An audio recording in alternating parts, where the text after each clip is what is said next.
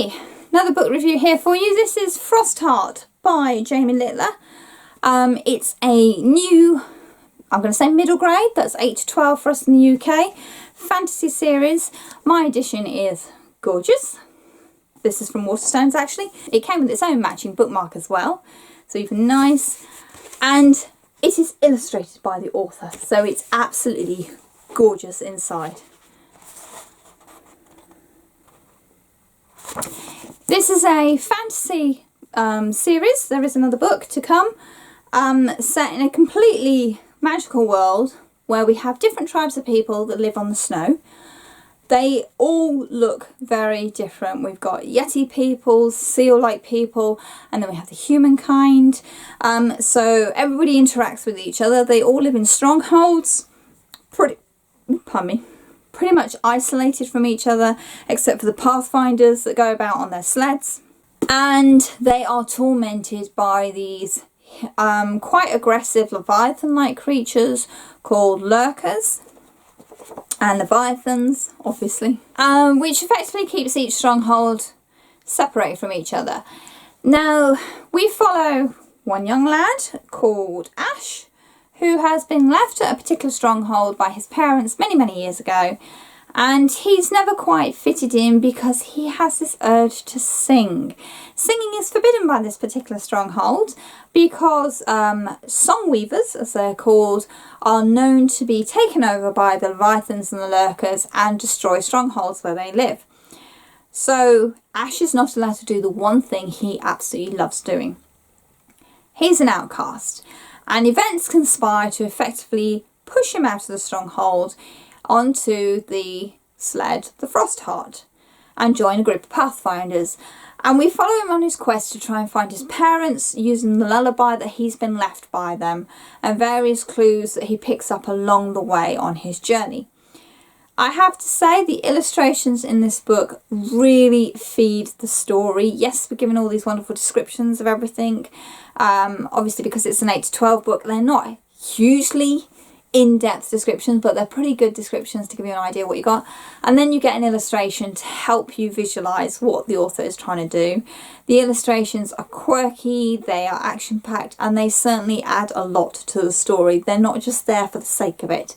They are part of the story. This is a very visual story, which is lovely. I wasn't sure what to expect going into this. It's been a long time since I've read a fantasy story for a younger audience.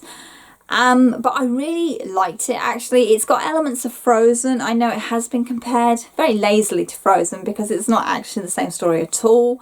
It's an outsider who discovers a power that he could use that might save the world, it might destroy the world.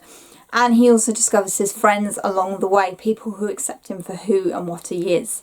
So, you know, very vaguely Frozen, but there's no big belting musical numbers in this one. Not yet anyway. The world building in here is very well done.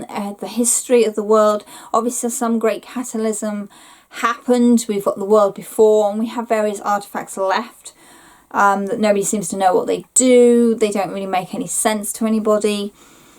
So we've got this world on top of an older world that has been destroyed, and it seems to be the Leviathans that are to blame for that, but we're not quite sure why. There's obviously more history to come. The characters are quickly fleshed out but instantly recognisable. You've got the spunky, clever navigator. She's female, she's slightly quirky, she makes friends really quickly.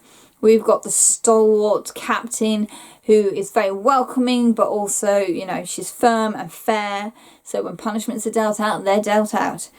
We've got the mysterious dark character who hides in the corners, who has a lot of knowledge, but only gives out what he wants to give out. And you're not quite sure if you can trust him or not. We've got the mysterious, wise, mystic figure lurking in the background that you're really not sure what to take from her. And then you meet some of the strongholds that they go to, and the prejudice that song weavers have to face is very obvious. And it's a good reminder that people are afraid of something different, something they don't understand. So that was quite interesting. The plot rattles along. It's a journey story, so they go from one situation to another situation to another situation with small bits of downtime in between.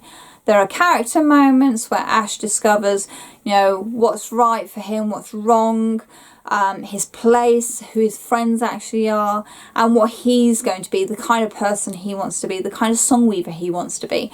So it's very much his journey into actually accepting who he is and trying to fit in this world that really doesn't want anything to do with him. But of course he's got his friends around him, which is really cool. There's a lot of questions still to be answered. Obviously there is more to come in this story. But this is a very satisfying beginning to the Frostheart series. I'm intrigued to see where it goes, what more we're going to learn about this world, what's happened prior, and how Ash develops as a song weaver. Is he going to save this world or is he going to destroy it? At this point I'm not quite sure exactly how things are going to happen, but I'm pretty certain I know how Ash will behave. So it's kind of cool. So there we are, Frostheart. Now I picked this up because it was on buy one get one half price. It's also a gorgeous cover and I thought my boys might like to read it. It's very much their kind of thing. The fact they're excited about the illustrations and all that is a good start. It's also part of the Believathon readathon that's currently running on Twitter throughout the month of November. Now I've pushed this into my school library. I'm hoping to encourage more students to read a variety of fantasy-led children's books.